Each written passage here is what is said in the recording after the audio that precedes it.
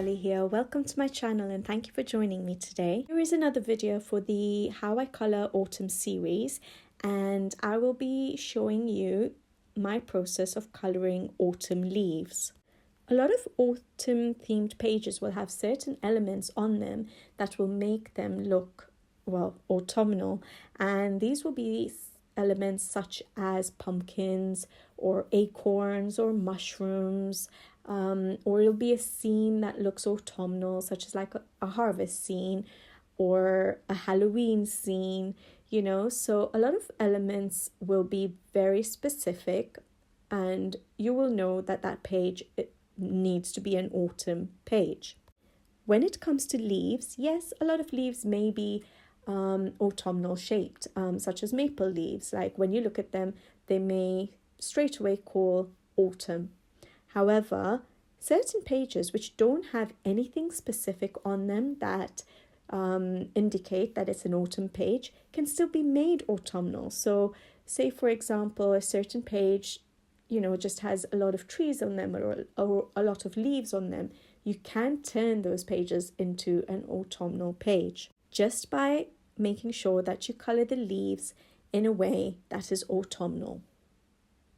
So in this video, I'll show a few ideas of leaves that you can do for autumn themed pages. I know there are many different coloured leaves that you can do for autumn, so I'll just do a few. I think I've done 4 that you could maybe try out if you wanted to use in your autumn page. I've coloured these leaves in different books so that I'm colouring different shaped leaves, so you can see how I colour different leaves basically, because yes, we do come across a lot of different shaped leaves in our colouring books.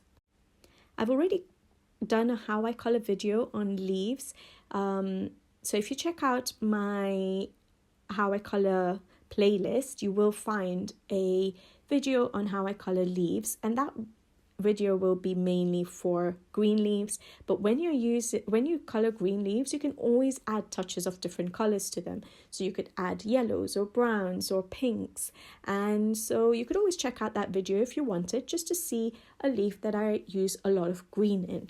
In this video, I'll do leaves that in my opinion do look autumnal, and I've chosen a few different shades of pencil so that you can use different combinations in different pages. So the first leaf I do is a green and a yellow leaf, where I'm sort of trying to indicate that the leaves are just beginning to turn, so going from green into yellow. So yeah, I thought that would be a nice leaf to do. So the first leaf will be a combination of green and yellow, and obviously if you wanted to do just a green leaf and use it for leaves at a different season, and you don't want to do an autumnal leaf at a different time of the year, you can just leave out maybe the yellows. Or if you decide you want to do just a yellow leaf without any green in it, just increase the surface area or the area that you color with the yellow colors that I use. So yes, definitely I show a green and a yellow leaf, but you can by all means use exactly the same color combinations, leave out the yellows to make a fully green leaf, or you could leave out the greens and use just the yellows to make a fully yellow leaf, or you could just keep alternating. It would look really nice on a single page if you have loads of leaves, to just keep alternating the amount of green on one leaf and the yellow. So make one leaf more green than yellow, and then in another leaf do it mainly yellow with touches of green. So it'll be nice to just sort of make it quite random on the leaves when there's a lot of leaves on that page.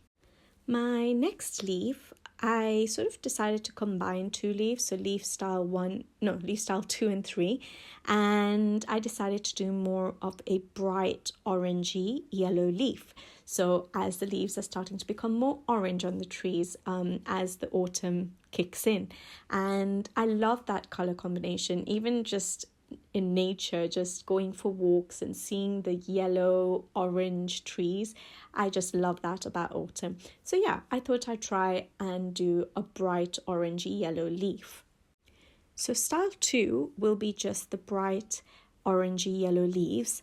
And then style 3 will be the same color combinations of orange and yellow that I use, but I add in hints of green so that you can combine that on a single page if you wanted. So for example, the page I'm coloring in will be in Rita Behrman's Zooland book. So Die Welt under, I don't even know why I'm trying to say it, but the land book basically. And on that particular page, I have decided that I wanted combinations of orange leaves, but with some leaves which will have hints of green on it. And so, yeah, style 3 will be the bright orange yellow leaves with hints of green. And then finally, as autumn is going slowly into winter, we see our leaves fall in nature and the colors of the leaves change to more of a brown leaf, the crunchy brown leaves. And so I thought that style number 4 will be the brown crunchy leaves that remain after the lovely yellow orange phase of autumn. Of course, on this particular How I Color video, I have separated out the leaves into different styles of leaves, but that doesn't mean that one coloring book page has to have just the one style of leaf. You can combine all of these leaves together on one page. So if you had a page that had tons of leaves, just to mix it all up and make it look a little bit more interesting, you could use different colored leaves. So you could have a combination of yellow and green leaves, which then also at the same time you could have the orangey leaves or the orangey green leaves. You could also have some brown leaves. So yes, you could use a combination of these styles on a single coloring book page. But for the sake of this video, I thought it would just be easier to show the different styles or color combinations I was using for these leaves in different coloring pages.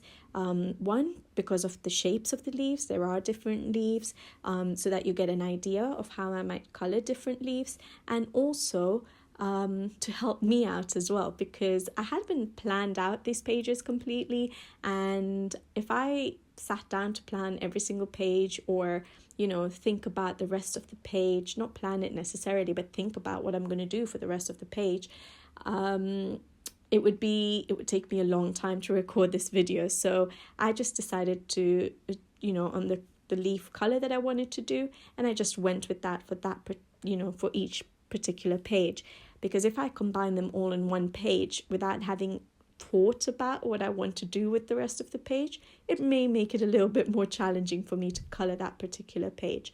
So yeah, I just thought I'd keep it separate for those main reasons, really. Leaves are in every single coloring book we have, and I know that there must be loads of videos out there on YouTube for how to color leaves, and so there must be lots of other color combinations that you can get ideas from. So check out YouTube. I'm sure you'll be able to find lots of other ideas or other color combinations that you can use in your autumn pages. But yeah, the ones I have chosen, I hope you do like the color combinations I've come up with and the process I use to color my leaves for autumn. I love coloring leaves, and I really did enjoy doing this video, so I hope you guys enjoyed watching it too, and I look forward to hearing whether you do like these combinations, or share with me what other combinations you may have. I know I use the Faber Castell Albrecht Dürer pencils, which match up exactly to the Polychromos. So if you do use Polychromos, share with me some of your favorite combinations for autumn leaves in the comments below. I'd love to learn some more combinations for leaves. But yeah, I hope you guys enjoyed this video, and I hope I'll be back with you guys soon with another video for this How I Color Autumn series. So until then, take care. Thank you for watching, and hope you guys are having a lovely week. See you in the next video. Bye bye.